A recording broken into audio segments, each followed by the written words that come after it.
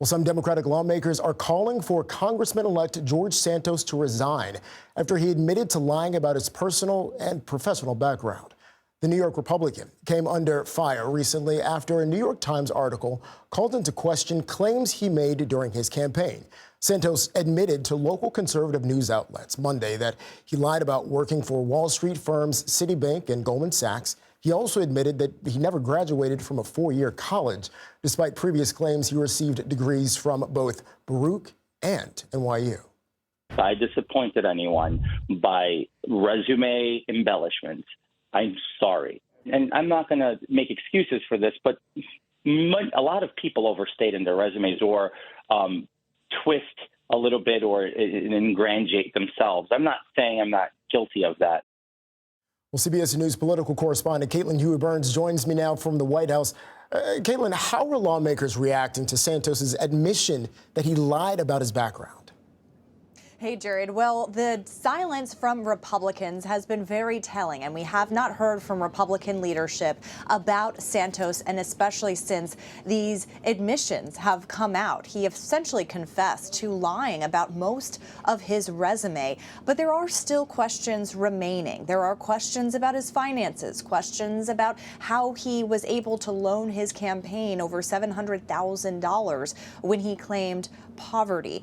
We are starting to hear from some local Republicans, like the Republican chair of the Nassau County, which is where Santos would represent, and they seem pretty disappointed and said that this was just a blanket apology and they want to hear more from Santos. And they also said that they will be holding him accountable, that he has a lot of work to do to prove himself to constituents. We have also heard from the Republican Jewish Coalition.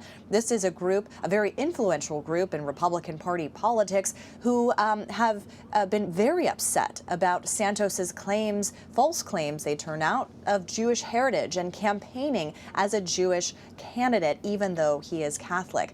They said that they are very disappointed, and they said he deceived us and misrepresented his heritage. So some tough words coming from those Republicans.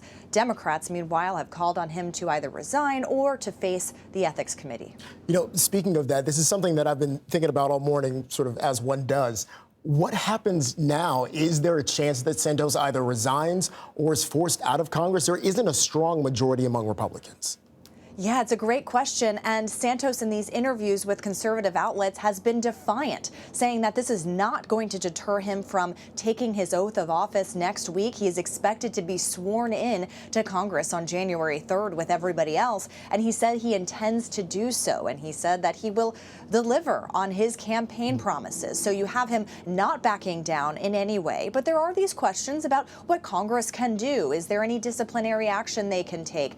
There's also, of course, the question of any legal exposure that might exist from these remaining questions. That remains to be seen. Right now, as it stands, we've talked about this before, Kevin McCarthy needs every last Republican to support him in his bid for Speaker. So he has been silent on this, not commenting, and has, is presumably relying on Santos to help him. Santos notably flipped a Democratic seat in 2022 in those midterms and helped Republicans gain that majority. It's a very slim one, but he is going to be important to McCarthy's prospects as Speaker. Caitlin, I want to switch focus just a little bit to the White House there behind you. With 1 week left in 2022, how is the president preparing to start the next year and actually work with this next divided Congress?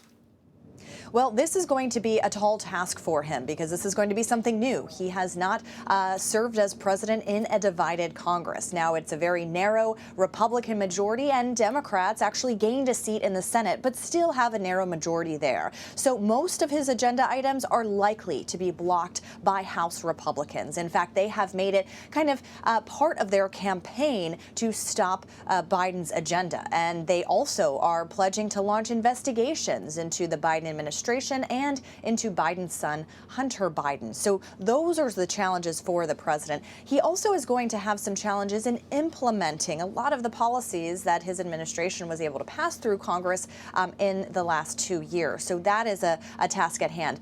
However, they do have the majority in the Senate, and that matters for things like judicial appointments and nominees. He can much much more easily confirm his judicial appointments and can do so at a quicker pace with that slightly more robust majority, even if it's a slim one. Caitlin Huey-Burns, thank you very much. A whole lot going on in Washington.